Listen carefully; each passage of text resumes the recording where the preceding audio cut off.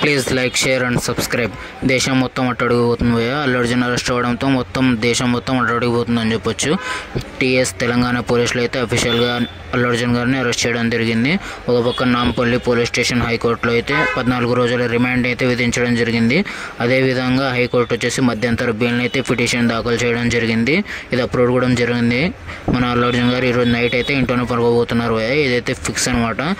ఎవరైతే అల్లు అర్జున్ గారిని అయితే పోలీస్ స్టేషన్లో ఉండబోయే ప్రసక్తి లేదు. అటు మన సంధ్య థియేటర్ వద్ద తొక్కిసలాటలు జరిగిపోయిన భార్య ఆయన భర్త వచ్చేసి అఫీషియల్ న్యూస్గా ప్రకటించడం జరిగింది. నేను కావాల్సి వస్తే కేసుని వెనక్కి తీసుకుంటా, అంతేగాని అల్లు అర్జున్ గారిని అరెస్ట్ చేయొద్దు, వెంటనే వదిలేయండి ఆయన ముందు చెప్పడం జరిగింది. చూడాలి ఈ కేసులో ఇంకా ఎలాంటి ట్విస్ట్స్ జరగబోతున్నాయో.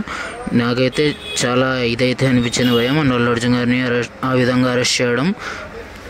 అరెస్ట్ అయిన అల్లు అర్జున్కి రాజకీయ పార్టీ నుంచి మంచి మద్దతు నుంచి అయితే లభించిందని చెప్పొచ్చు భయ్య. అటు సినీ ప్రముఖుల ద్వారా కూడా మంచి మద్దతు అయితే లభించింది. చూడాలి ఇంకా ఎలాంటి సిచ్యువేషన్స్ అయితే ఫేస్ చేయగలుగుతున్నాడో మన అల్లు అర్జున్ గారు.